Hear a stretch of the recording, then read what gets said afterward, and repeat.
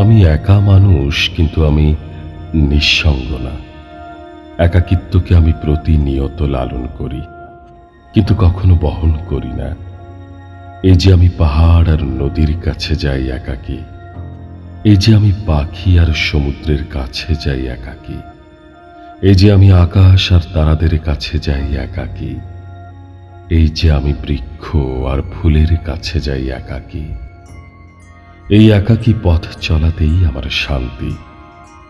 নিবিড় অরণ্যের গহীন নিস্তব্ধতায় চঞ্চলিত পাহাড়ি ঝর্ণা যেমন একাকী আপন মনে বয়ে চলে আকাশ মাতানো উল্লাসে, আমি তেমনি বুকের মধ্যে মস্ত এক একাকিত্বকে ধারণ করে প্রতি মুহূর্তে আপন মনে ভেসে চলি নিঃসীম আনন্দকে নিয়ে। একাকিত্ব আমাকে কখনো কাবু করে না, বরং আমি যখন একা থাকি না, তখনই অধীর হয়ে পড়ি, অস্থির হই, দুঃসহ লাগে।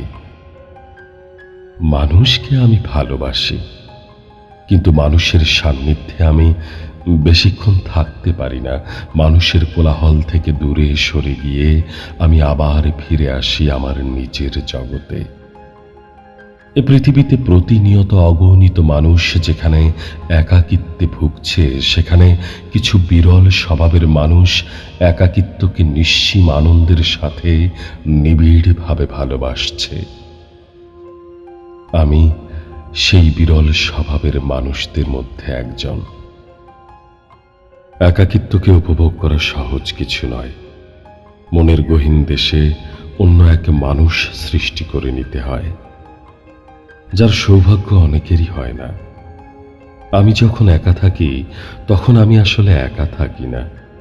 আমার ভেতরে সদা জাগ্রত অন্য এক রহস্যময় নিবিড় মানুষ লুকিয়ে থাকে। সেই নিগূঢ় গোপন রহস্যময় মানুষটার সাথে আমি আপন মনে প্রতিনিয়ত কথা বলে চলি, হাসি, ভাব বিনিময় করি, চিন্তা বিনিময় করি। দিন শেষে সেই হাসি, আনন্দ, চিন্তাগুলো দিয়ে সৃষ্টি করে চলি একটির পর একটি কবিতা। তারপর সৃষ্টি থেকে উদ্ভূত বিশুদ্ধ আনন্দগুলোকে ছড়িয়ে দিই বিস্তীর্ণ আকাশে। এভাবে এভাবে কখন যে বিস্তর বিস্তর সময় পার হয়ে যায়, তা আমি নিজেও জানি না।